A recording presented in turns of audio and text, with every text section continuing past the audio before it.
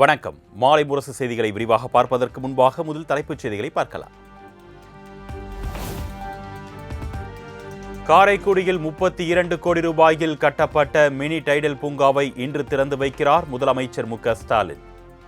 205 கோடி ரூபாய் மதிப்பிலான அரசு நலத்திட்ட உதவிகளையும் பொதுமக்களுக்கு வழங்குகிறார்.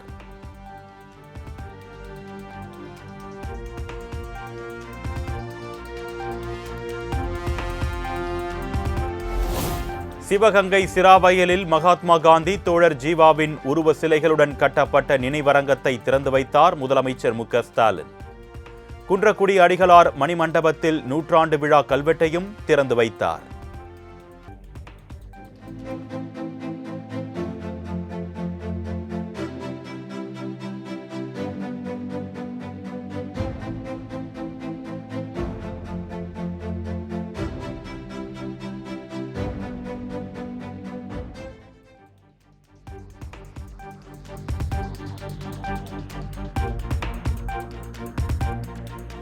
தேசிய ஜனநாயக கூட்டணிக்கு கொள்கை என்பதே கிடையாது என்று முதலமைச்சர் மு.க.ஸ்டாலின் விமர்சனம்.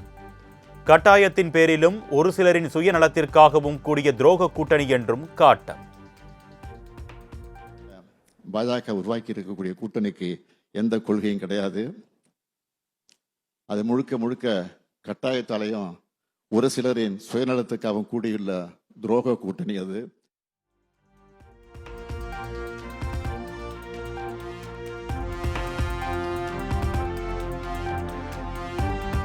கொள்கை என்பது நிலையானது, தேர்தலுக்காக அமைப்பதுதான் கூட்டணி என்று முதலமைச்சர் விமர்சனத்திற்கு இபிஎஸ் பதிலடி. எங்கள் கூட்டணியில் அங்கம் வகிக்கும் கட்சிகள் திமுகவிடமும், திமுகவில் அங்கம் வகிக்கும் கட்சிகள் அதிமுக கூட்டணிக்கு வருவதும் இயல்புதான் என்றும் பேச்சு.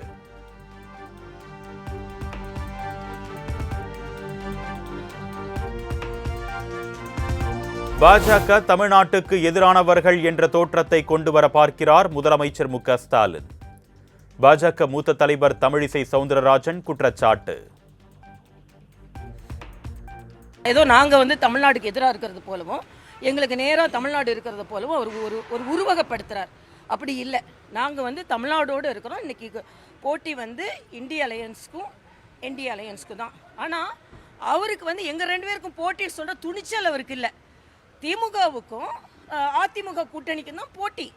இப்போ ஏன் திமுகவை உள்ளே இழுத்துக்கிட்டு தமிழ்நாடுன்னு சொல்றாரு? தமிழ்நாடும் இவரும் sole representative of Tamil Nadu DMK கிடையாது.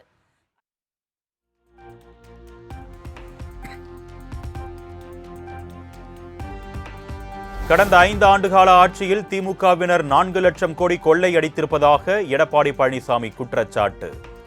வரும் தேர்தலோடு வாரிசு அரசியல், குடும்ப ஆட்சிக்கு முற்றுப்புள்ளி வைக்கப்படும் என்றும் திட்டவட்டம். தமிழ்நாட்டை ஆட்டி படிச்சிட்டு இருக்கு. 4 அதிகார மையம் தமிழகத்தை இன்றைக்கு ஆண்டு கொண்டிருக்கிறது. இது தொடர வேண்டுமா? சொல்லுங்க, தொடர வேண்டுமா?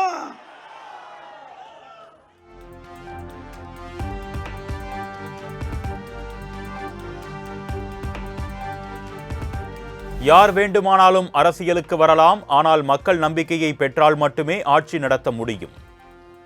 அரசியல் வாரிசு என்கின்ற விமர்சனத்திற்கு களத்தில் எதிர்க்க முடியாதோரின் இற்றுப்போன குற்றச்சாட்டு இது என்று முதலமைச்சர் மு.க.ஸ்டாலின் பதிலடி. யார் வேண்டுமானாலும் அரசியலுக்கு வரலாம், ஆனால் யார் வந்தாலும் அவங்கள மக்களுக்கு முன்னாடி நின்று அவங்க நம்பிக்கையை பெற்று ஓட்டு வாங்கினா மட்டும்தான் வெற்றி பெற முடியும். எனவே இது எங்களை களத்தில் எதிர்க்க முடியாத வைக்கிற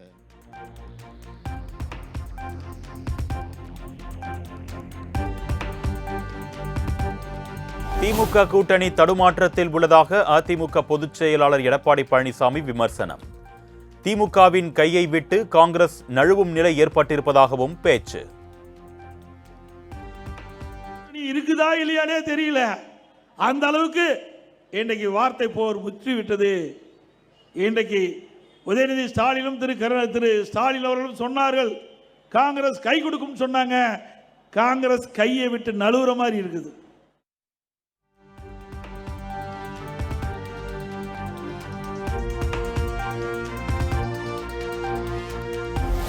திமுக கூட்டணியில் புதிய கட்சிகள் வர வாய்ப்பிருப்பதாக எம்பி கனிமொழி சூசகம். காங்கிரஸ் கட்சியுடன் எந்த மோதல் போக்கும் இல்லை என்றும் விளக்கம்.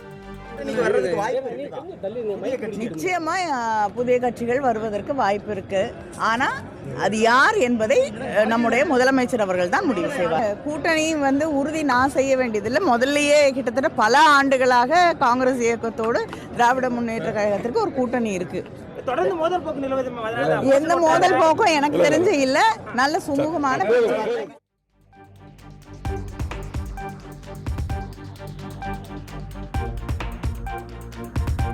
பிரேமலதா விஜயகாந்துடன் திமுக எம்பி கனிமொழி தொலைபேசி வாயிலாக பேச்சுவார்த்தை நடத்தி வருவதாக தகவல். டெல்லியில் ராகுல் காந்தியை கனிமொழி நேரில் சந்தித்து பேசியிருந்த நிலையில் பிரேமலதாவுடன் தொலைபேசியில் பேச்சு.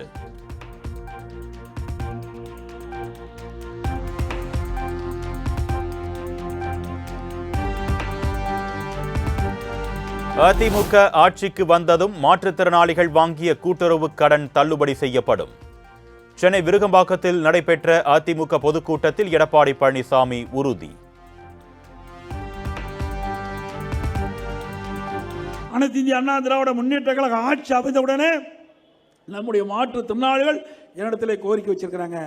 அந்த மாற்றுத்திறனாளிகள் கூட்டுறவு வங்கியிலே வாங்கிய கடன் தள்ளுபடி செய்ய வேண்டும் என்று அதிமுக ஆட்சி வந்தவுடனே மாற்றுத்திறனாளிகள் வைக்கப்பட்ட கோரிக்கை, அவர் வாங்கிய கூட்டுறவு துறையில் வாங்கிய கடன் தள்ளுபடி செய்யப்படும் என்று.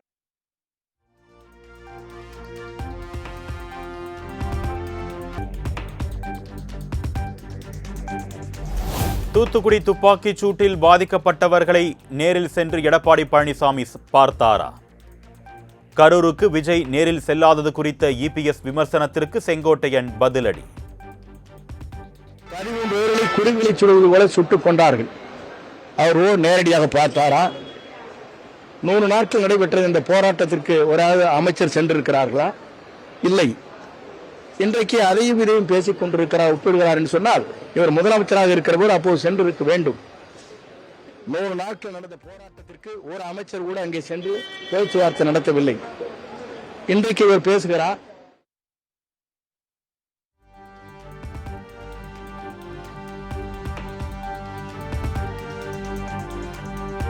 மக்கள் செல்வாக்கு மிக்க தலைவரான விஜயை பற்றி பேச எடப்பாடி பழனிசாமிக்கு தகுதி இல்லை. எந்த தேர்தல்களிலும் எடப்பாடி பழனிசாமி வெற்றி பெற்ற வரலாறு இல்லை என்று செங்கோட்டையன் கடும் விமர்சனம். அம்மாவிடத்திலே சென்றார் என்பதும் நமக்கு தெரியும். இவர் எப்படி முதலமைச்சரானார் என்பதும் நமக்கு தெரியும். எப்படி தவழ்ந்து வந்தார் என்பதும் நாடு தெரியும். அப்படி இருக்கையில் இவரை பற்றி பேசுவதற்கு அவரை பொறுத்தவரையிலும் அதற்கு தகுதி இல்லை என்பதைத்தான் அங்கே குறிப்பிட விரும்புகிறேன். ஏனென்று சொன்னால் மக்கள் ஏற்றுக்கொள்ளுகிற ஒரு மாற்றத்தை விரும்புகிற எதிர்கால தமிழகத்தை ஆளப்போகிற நம்முடைய வெற்றி கழகத்துடைய தலைவர் வெற்றி தளபதி விஜயால் மட்டும்தான்.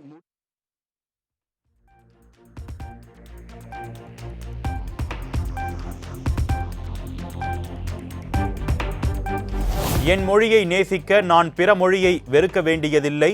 எங்கள் மீது எதையும் திணிக்காதீர்கள். வாழ்க்கைக்கு தேவை என்றால் எந்த மொழியையும் கற்றுக்கொள்ளலாம் என்று தனியார் தொலைக்காட்சி தேர்தல் கருத்தரங்கில் கமல்ஹாசன் பேச்சு. So language is my cultural pride. And that's where it stays. I love my language.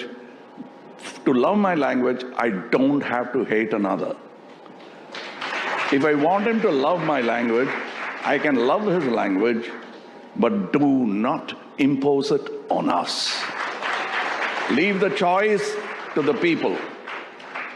And in the process of earning a living, whatever language comes my way or anybody's way, they will learn it.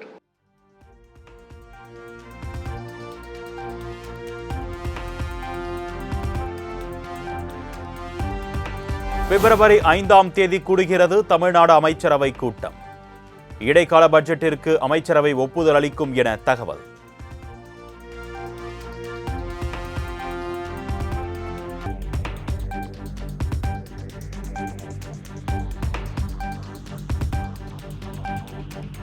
சட்டமன்ற தேர்தல் நெருங்கி வரும் சூழலில் பிப்ரவரி 4ஆம் தேதி அதிமுக மாவட்ட செயலாளர்கள் கூட்டம்.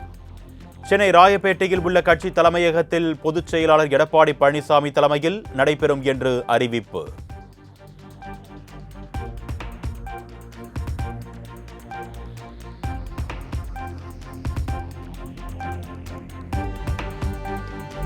அரசியல் கட்சிகளின் ரோட் ஷோக்களை முறைப்படுத்த தமிழ்நாடு அரசு வெளியிட்ட வழிகாட்டு நெறிமுறைகளை ரத்து செய்ய வேண்டும்.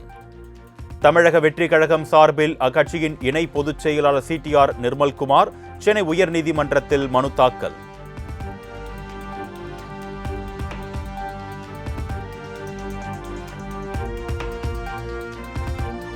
சென்னை கிண்டியில் உள்ள தனியார் தொலைக்காட்சியின் நிகழ்ச்சியில் பங்கேற்ற பாஜக மூத்த தலைவர் H. ராஜாவிற்கு உடல்நலக் குறைவு. தனியார் மருத்துவமனையில் சிகிச்சைக்காக அனுமதி.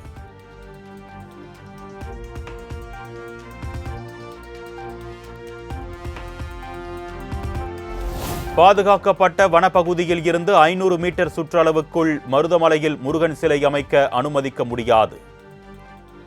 வேறு இடத்தை கண்டறிந்து அறிக்கை தாக்கல் செய்ய அறநிலையத்துறைக்கு சென்னை உயர்நீதிமன்றம் உத்தரவு.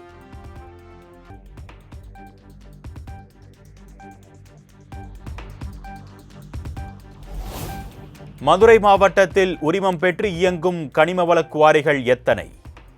கனிமவளத்துறை அதிகாரிகள் மற்றும் ஆட்சியர் பதில் மனு தாக்கல் செய்ய உயர்நீதிமன்ற மதுரை கிளை உத்தரவு.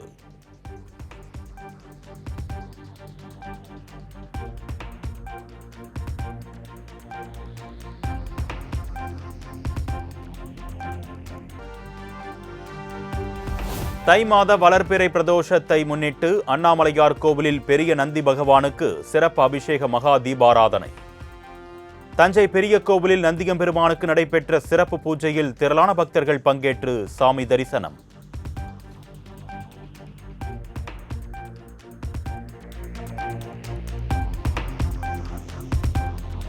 புதுக்கோட்டை மாவட்டம் கரம்பக்குடியில் காசாம்பு நீலமேனி கருப்பர் கோவில் குடமுழுக்கு விழா.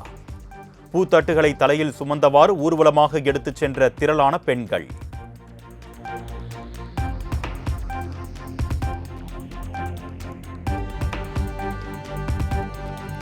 அஜித் பவாரின் மறைவையொட்டி மகாராஷ்டிர மாநில துணை முதலமைச்சராக அவரது மனைவி சுனேத்ரா பவார் இன்று பதவியேற்பு. கலால் மற்றும் விளையாட்டுத்துறை ஒதுக்கப்பட இருப்பதாக தகவல்.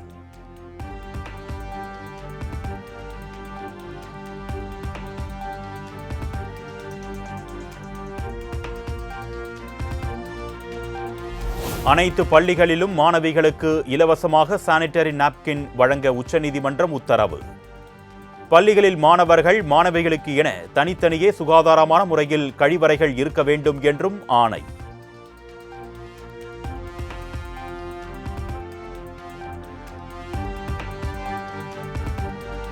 மணிப்பூரில் தடை செய்யப்பட்ட அமைப்புகளைச் சேர்ந்த பயங்கரவாதிகள் 3 பேர் அதிரடி கைது. வெடிப்பொருட்கள், உள்ளூரில் தயாரிக்கப்பட்ட சிறிய அளவிலான பீரங்கி, போதைப் பொருட்கள் பறிமுதல்.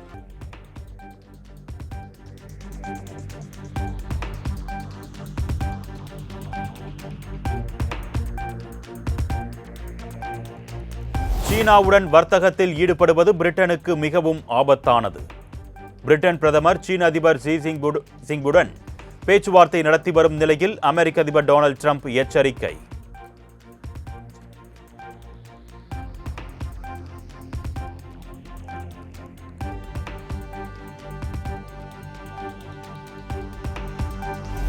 அமெரிக்காவில் விற்கப்படும் கனடா விமானத்திற்கு 50% வரி விதிக்கப்படும். அமெரிக்க அதிபர் டொனால்ட் ட்ரம்ப் மிரட்டல்.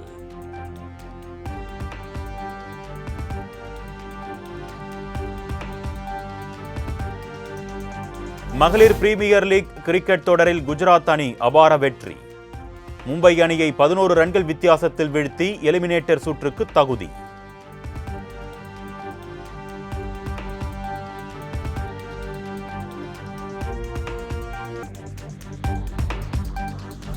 இசையை பற்றி எனக்கு எல்லாம் தெரிந்திருந்தால் நான் அதில் தேர்ச்சி பெற்றேன் என்று நினைத்து வீட்டிலேயே இருந்திருப்பேன். பத்மபாணி விருது வழங்கப்பட்ட அஜந்தா எல்லோரா சர்வதேச திரைப்பட விழாவில் இசையமைப்பாளர் இளையராஜா பேச்சு.